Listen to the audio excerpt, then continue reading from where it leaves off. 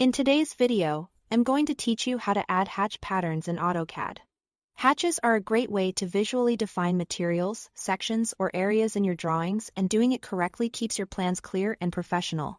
We'll walk through the essential steps, and I'll share helpful context along the way, so you understand not just what to click, but why it matters. First, open your design.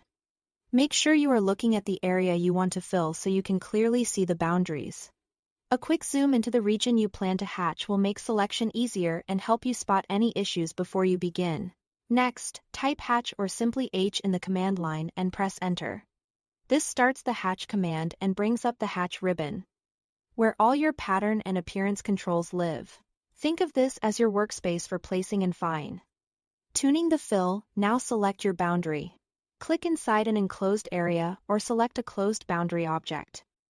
Enclosed means every edge meets without gaps, forming a continuous loop.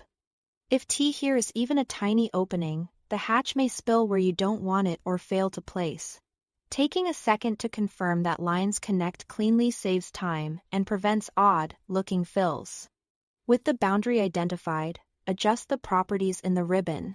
Choose a hatch pattern from the list, such as solid, which is great for bold fills and cut sections. As you switch patterns, AutoCAD previews the result so you can see how it will look. Pick a pattern that communicates your intent clearly and remains readable at the scale of your drawing. If the hatch looks too dense or too sparse, adjust the scale. Larger scale values spread the pattern out. Smaller values tighten it up. Aim for a balance where the pattern is visible without overwhelming nearby geometry. You can also set the angle to rotate the pattern so it aligns with the orientation of your objects or the direction of the material in your detail. Small, deliberate changes usually work best, and it's normal to try a couple of values until it looks right. When you are satisfied, finish by clicking Close Hatch Creation or pressing Enter. Your hatch is now placed and becomes part of your drawing's visual language, reinforcing clarity and consistency.